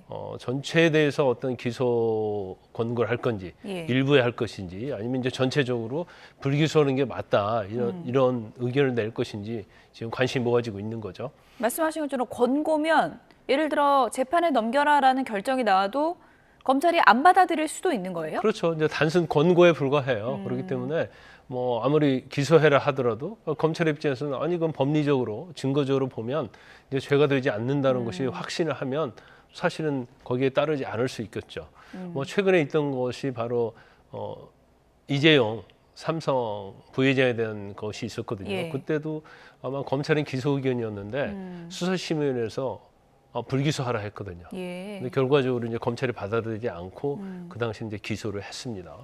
과거 경우 보면은 수사심의 결론이 검찰 수사 결과와 다르게 나오는 경우가 많았습니까?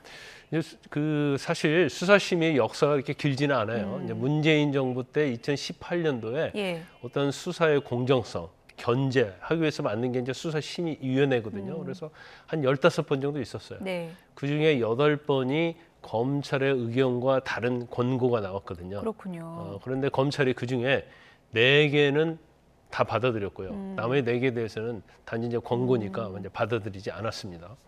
어쨌든 뭐 절반 정도는 검찰 수사 결과와 수사심의 결론이 과거에 달랐다고 하니까 이번에도 또 다를 수도 있는 가능성이 절반 정도는 된다는 건데 일단 6개 혐의에 대해서 심리를 하게 되잖아요. 여기서 네. 주목해 봐야 될 혐의가 어떤 겁니까?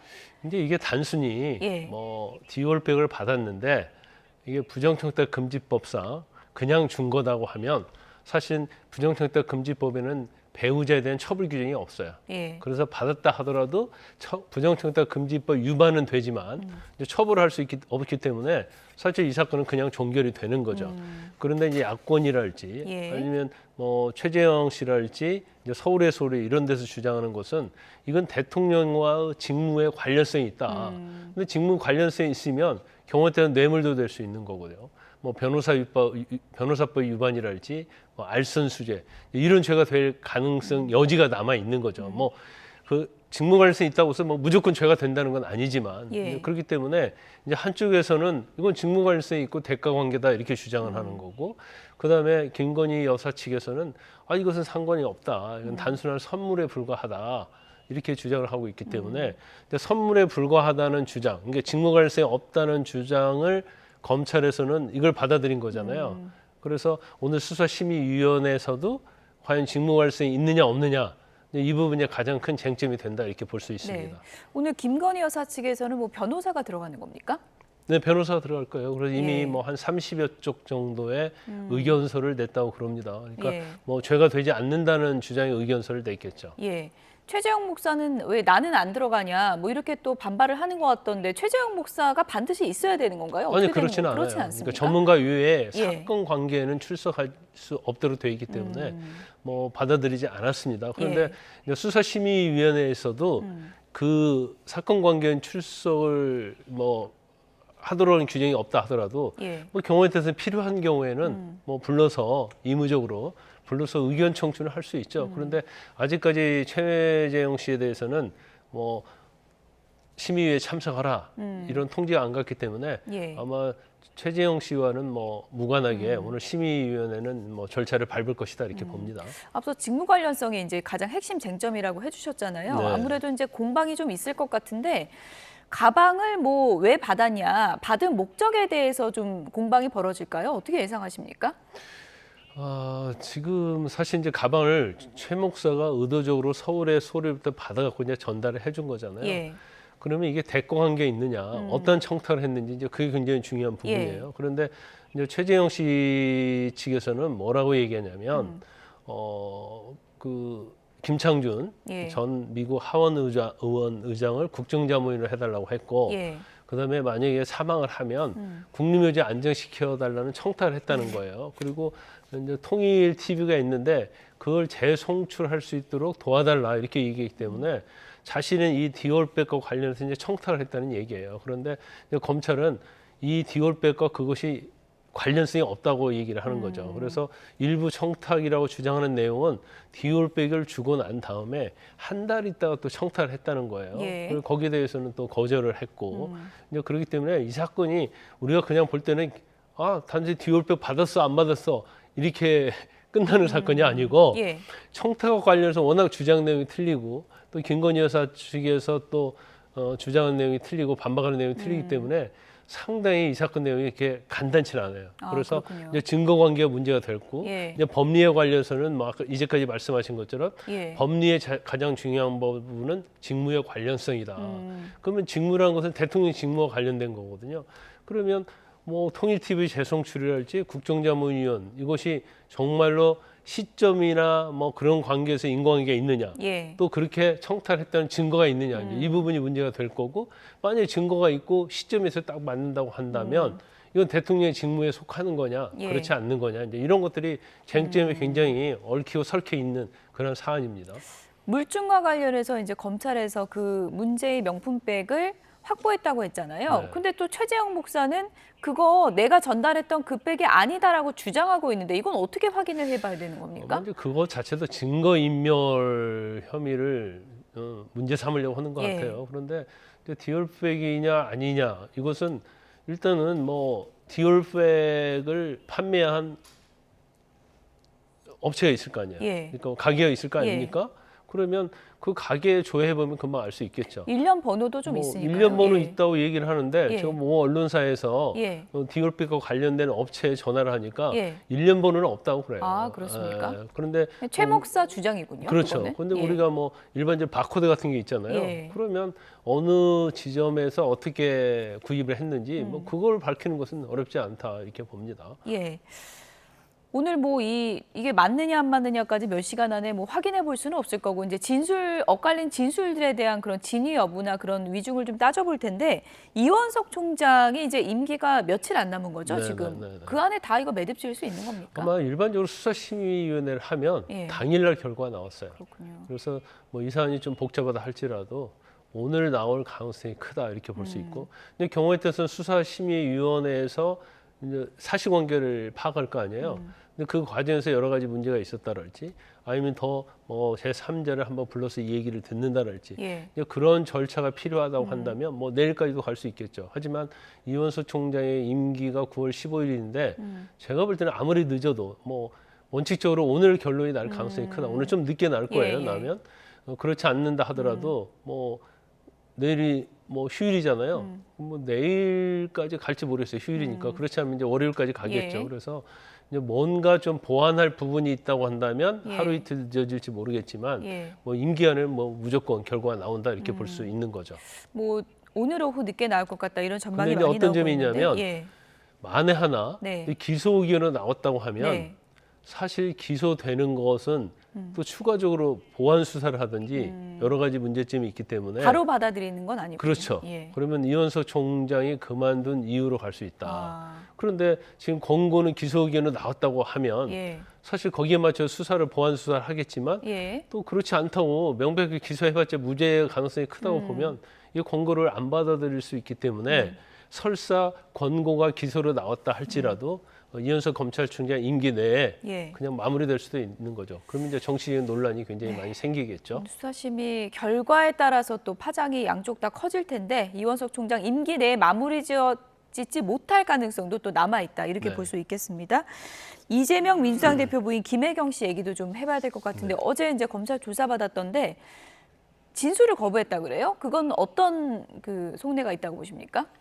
일단 원래 이게 법인카드 사용에 관한 거잖아요. 그러면 그 법인카드를 가지고 뭐 샌드위치, 과일 이런 걸 이제 사용했다는 건데 이제 그렇게 법인카드를 사용하는 데 있어서 역할을 해준 게 이제 배모씨라는 사무관 아닙니까?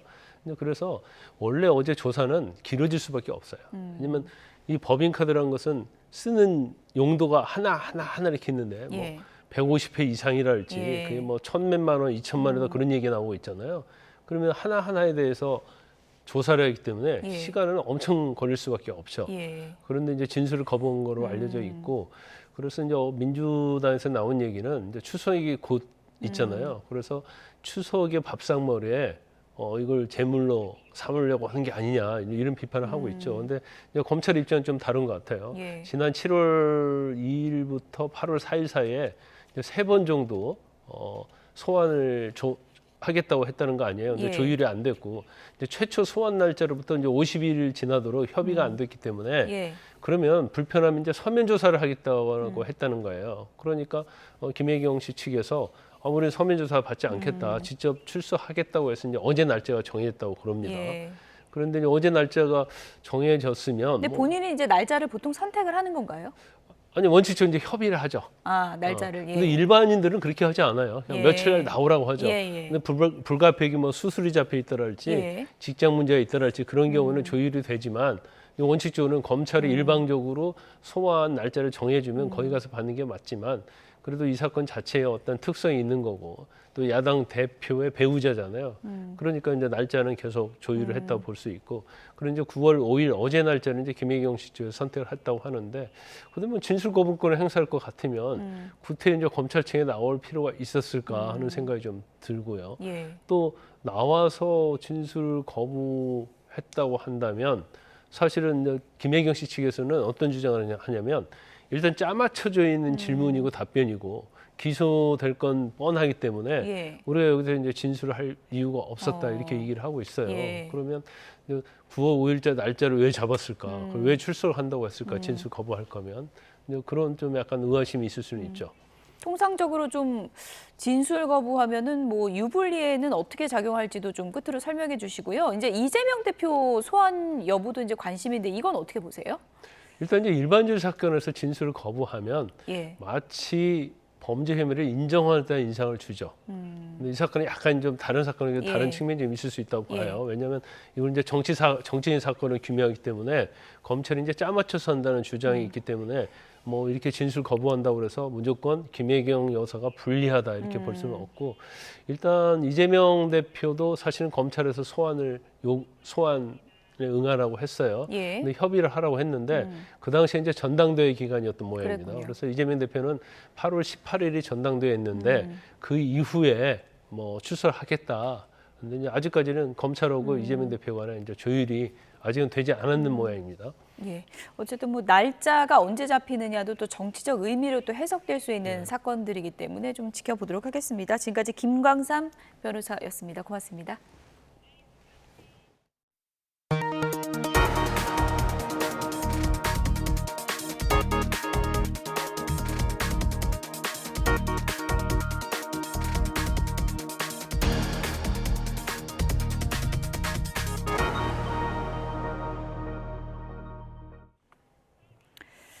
미넨 올림픽 테러 52주기였던 어제 독일 미넨의 이스라엘 영사관 인근에서 총격 사건이 벌어졌습니다. 경찰에 사살된 용의자는 오스트리아 국적의 18살 남성인데요. 과거 테러 조직 IS와 연루된 전력이 있다고 합니다. 김잔디 기자입니다. 독일 미넨의 이스라엘 영사관 앞. 출입 통제선이 쳐진 가운데 경찰은 헬기로 영사관 주변을 수색합니다. 현지 시간 5일 오전 이곳에서 장총을 든 남성이 경찰과 총격을 주고받다 사살됐습니다. 이 남성은 오스트리아 번호판이 달린 차를 타고 나타나 경찰 초소를 향해 최소 12발 이상의 총격을 가한 것으로 알려졌습니다. 경찰은 용의자를 오스트리아 국적의 18세 남성으로 확인하고 이스라엘 영사관을 겨냥한 테러 미수로 간주해 정확한 동기 등을 수사하고 있습니다. 현지 매체들은 지난해 용의자의 휴대전화에서 테러 조직 IS 선전물이 확인돼 조사받은 적이 있다고 보도했습니다. Nach den im Moment ja noch laufenden Ermittlungen müssen wir davon ausgehen, dass heute früh möglicherweise ein Anschlag auf das israelische Generalkonsulat, das sich unmittelbar hinter uns hier befindet. 특히 9월 5일은 1972년 미넨 올림픽 당시 팔레스타인 테러 조직 검은 9월단이 올림픽 선수촌에서 이스라엘 선수단을 붙잡고 인질극을 벌인 날이기도 합니다. 당시 독일 경찰이 진압 작전에 나섰지만 선수와 코치 등 이스라엘 국적자 11명이 숨졌습니다. 이번 사건과 관련해 이스라엘 외무부는 총격전 당시 영사관이 닫혀 있었으며 피해는 없다고 밝혔습니다. 위넨 주재 이스라엘 영사관은 지난 5월에도 총알을 담은 유리병이 날아드는 등 위협을 받았습니다. YTN 김찬드입니다. 지난달 14일 새벽 서울 경부고속도로입니다. 도로 한복판에 가운데 보시면 광역버스 한 대가 멈춰서 있죠. 무슨 일이 있었던 걸까요? 버스 블랙박스를 보니까 가운데 사람 한 명이 아슬아슬하게 지금 차도 위에 서 있죠. 술에 취한 채 경부고속도로를 걸어 들어와 지나가는 버스를 막무가내로 잡고 문을 열라 이렇게 행패를 부렸다고 합니다. 경찰이 재빨리 남성을 제지했고요. 도로교통법 위반 혐의 등으로 현장에서 체포했습니다. 심지어 이 남성의 집으로 가는 버스도 아니었다고 하네요. 2005년 신드롬을 일으키며 폭발적인 사랑을 받았던 드라마 내 이름은 김삼순이 20여 년 만에 돌아옵니다. 원작 연출자의 리마스터링을 거쳐서 16부작이던 기존의 드라마를 이 8부작 OTT 시리즈물 형태로 재편집해 오늘 전편이 공개됩니다. 당시에 최고 시청률이 50%를 넘길 정도로 큰 화제를 모았는데 시대가 바뀐 만큼 지금은 공감을 하지 못하는 부분도 상당합니다.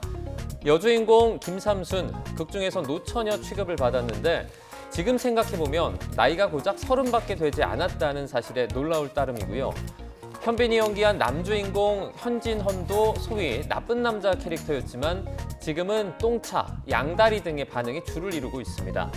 2024년 버전 김삼순의 드라마 팬들의 기대가 쏠리는 가운데 20년 전과 지금의 시대상을 비교하며 보는 재미도 쏠쏠해 보입니다.